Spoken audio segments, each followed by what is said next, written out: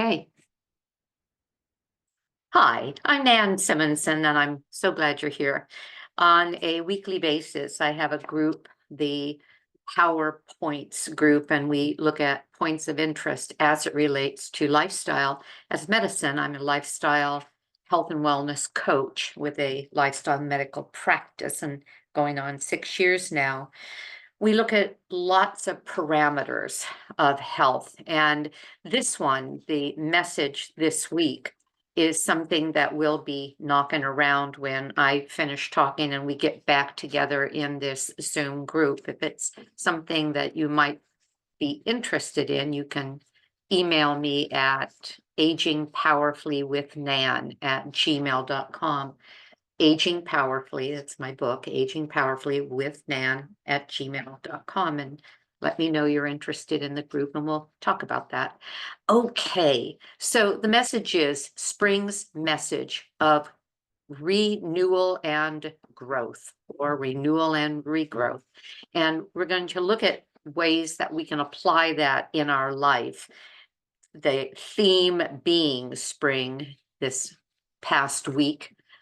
We celebrated spring and what that can mean in ways that we apply to, well, what we think, what we do, and things like that. So I'm going to go over 8 points with you. First, renewal of goals. Renewal of what? Well, how about renewal of goals? No, this isn't January 1st. And you may be thinking, I've been there, done that with January's, but how about this?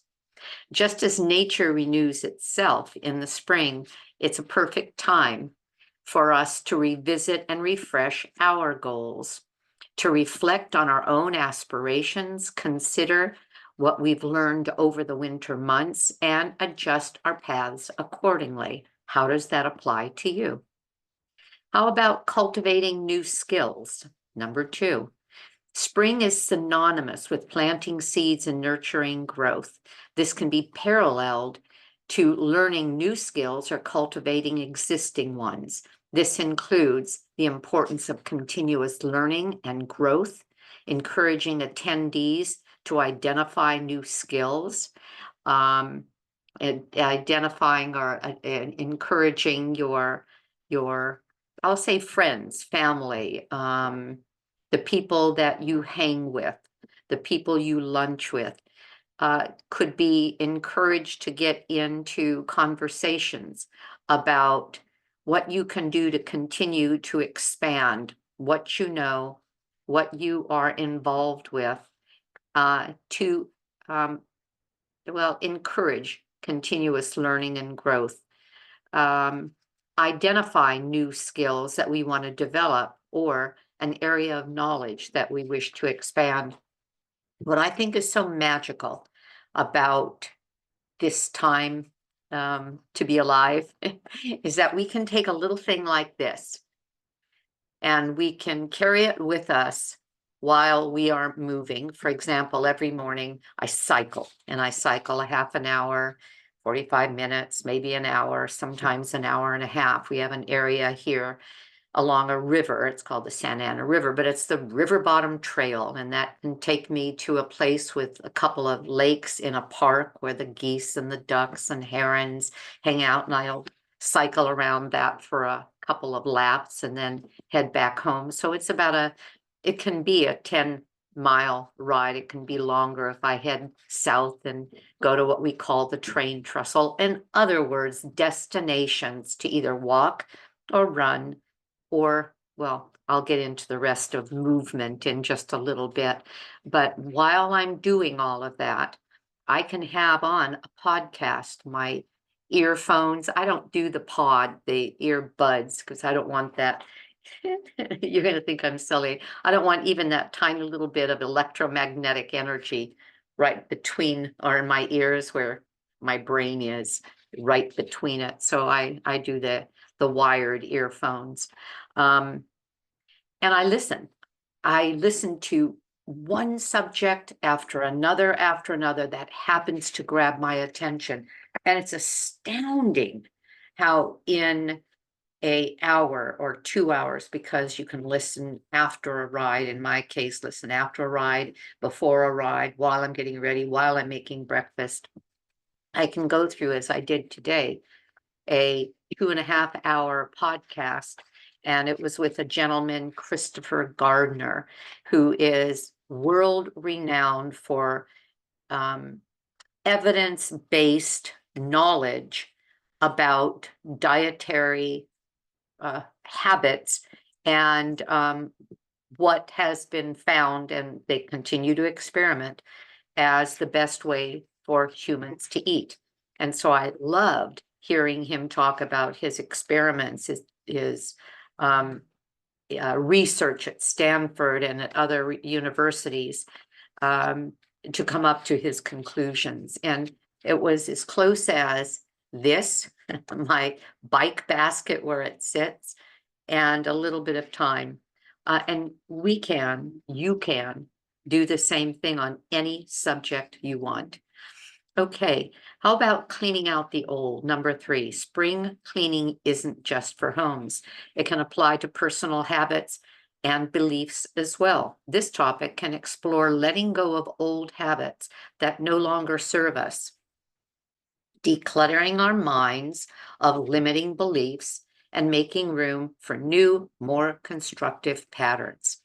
I think if you've listened to me for a while, you may be getting tired of my going on and on about my own experience in working on getting rid of limiting beliefs. And it has made an enormous difference to look at them as what they are, beliefs that limit me from even expanding out of a realm, and I'll be more specific in a minute, and some of you know what I'm talking about.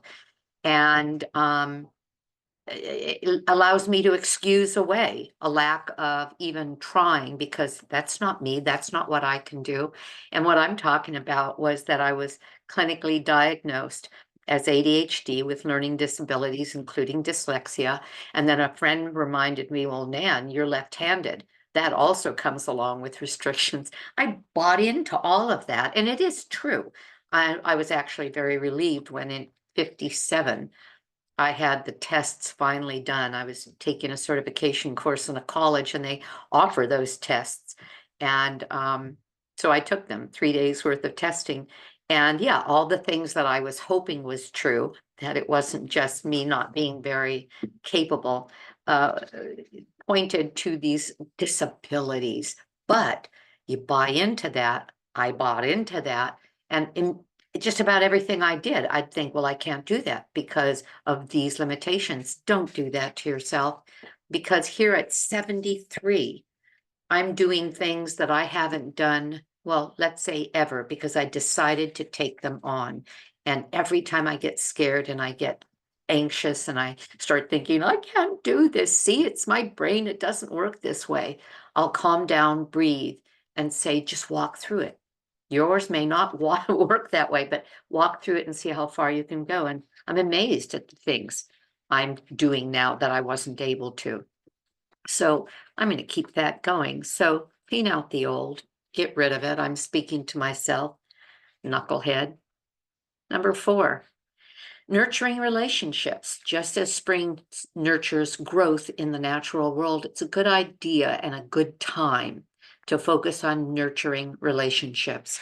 I'm part of a lifestyle medical practice, as I said, and one of the pillars of health, the necessary elements of survival as a human being, because we are tribal, is the connectedness that we have with one another. It actually allows us to survive beyond, let's say, the obvious that might mean. And at one time, if you weren't part of a tribe, you were vulnerable because as an individual, you couldn't maneuver and cover your flanks and have the strength you would as a organized group.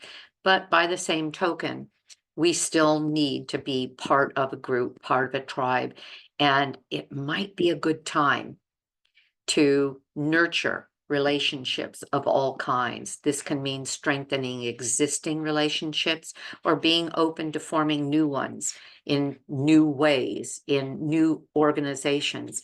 I finished a Zoom support group earlier with a group that I meet with at Lifestyle Medical, the clinic with which I've been a coach going on 6 years now. And there is a couple that is especially involved in a senior center. And oh my gosh, they're doing ping pong. So they know the people who do ping pong.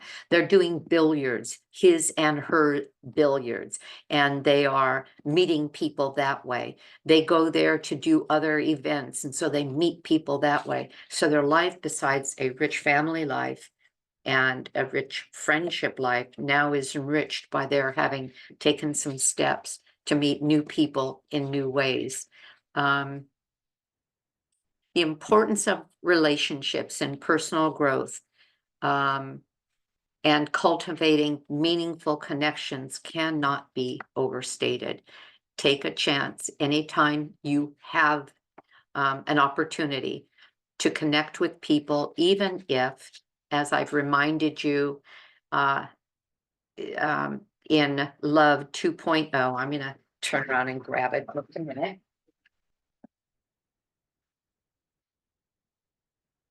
One of my favorite books, Love 2.0 by Dr. Barbara Fredrickson, who is a researcher into human psychology. She wrote this with the point being that those of us who have tight relationships that are love relationships have only a limited number of those, but there is and some people don't even have that. There is another kind of a love 2.0, that is manifested sometimes within a half a minute, a minute and a half, 2 minutes of what she calls micro connections with other people. And what she means is that conversation you have with somebody in line at a store, the conversation you have while you're ordering something, sometimes even online, and just a little bit of chatter. By the way, where are you? And oh, I'm in New Jersey. Oh, what's the weather like? I have a friend there, and she said it got really, oh, chatter, chatter, chatter. Those are micro moments of connectivity, that she has coined, this psychologist, psychiatrist, as Love 2.0, as valuable, as physically enriching, physically, mentally, neurotransmitter wise, as enriching as the love that we believe will save us. Sometimes that doesn't even bring with it the same emotional impact as these little micro moments throughout the day. So nurturing those relationships and cultivating them in any way we can. 5, observing and reflecting. Spring is a season to change and grow, not just in nature, but within ourselves. We can become more observant of the changes around us and within us. Reflection on personal growth over the past year and how this changes in seasons might symbolize the influence of our own transformations. So what does that mean? That just means taking some time to observe, to evaluate, maybe even to journal, maybe even to acknowledge, as I just did in front of you, that we are transforming on a daily basis, sometimes in a positive way, sometimes in a negative way, depending on the way we allow ourselves to flow with our thoughts. Dr. Fredrickson states that negative thoughts will dominate our perspective at a 3-to-1 ratio over positive thoughts. In other words, we tend to go negative 3 times more than we go positive. Knowing that, and maybe that's a survival technique, knowing that, why not catch that the moment it begins to happen and reframe reframe by rethinking our view of a certain thing, and maybe even simply deciding I've got this thought. I can change that thought by putting in another thought and looking at it differently. Oh, it's raining outside. It's so gloomy. It's so cold.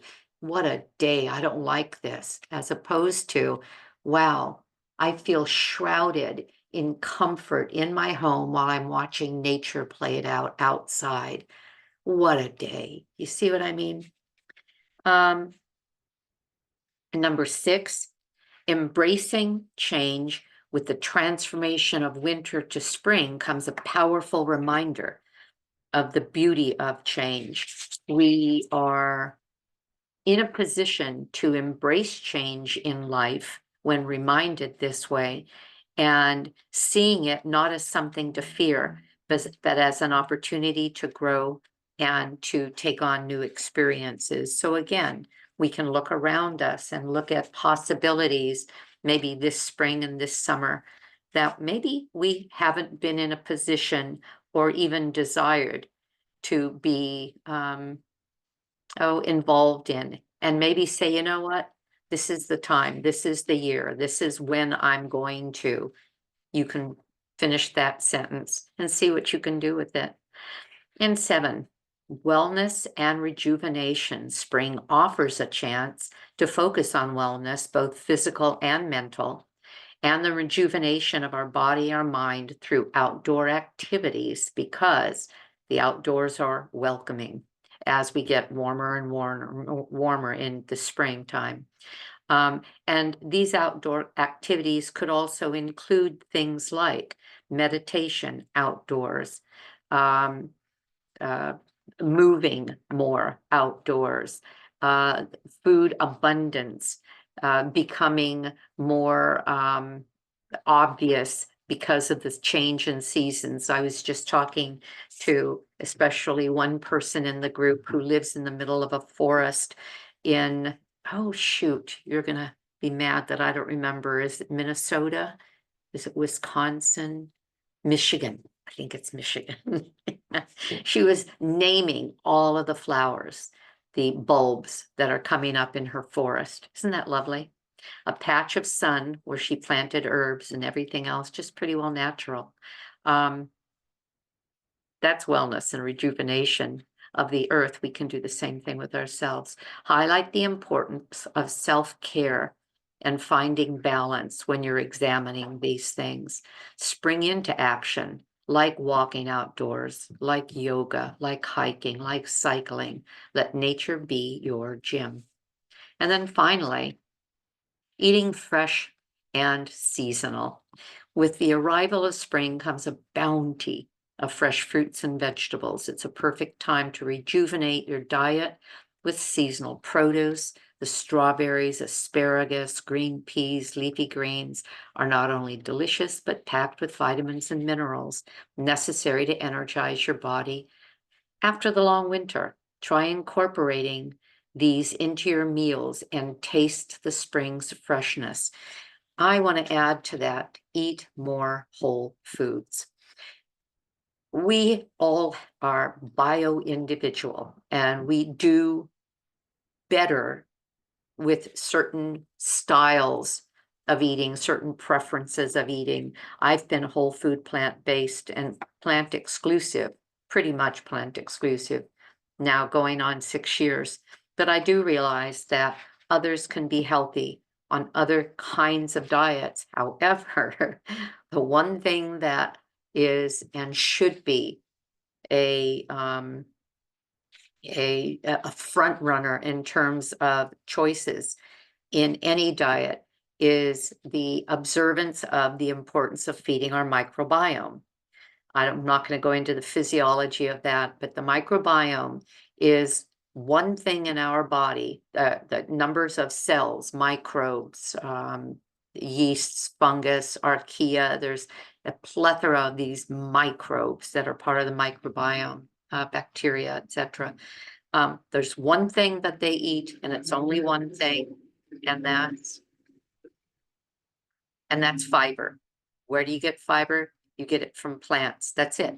only plants. And so I would say to anybody, crowd out processed foods and refined foods and allow into your diet more of what nature creates. And we're going to see so much more of that coming weekly and monthly as the soils warm up and plants start coming up and our fruits and our vegetables and our grains are harvested and knock out those refined foods. The things that I always encourage everyone to add to their diet are legumes and grains and tubers like potatoes and underground vegetables as well as on top of the ground vegetables and fruit and greens and seeds and nuts, and you can't go wrong. All of that is what renewal and rejuvenation takes in account. I hope that this was not too chatty and that there's something here that you can grab onto and say, you know what?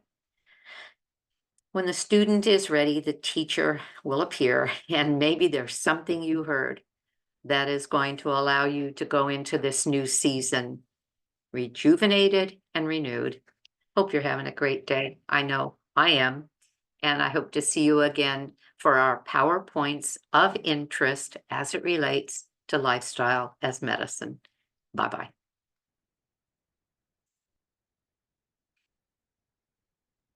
Mhm.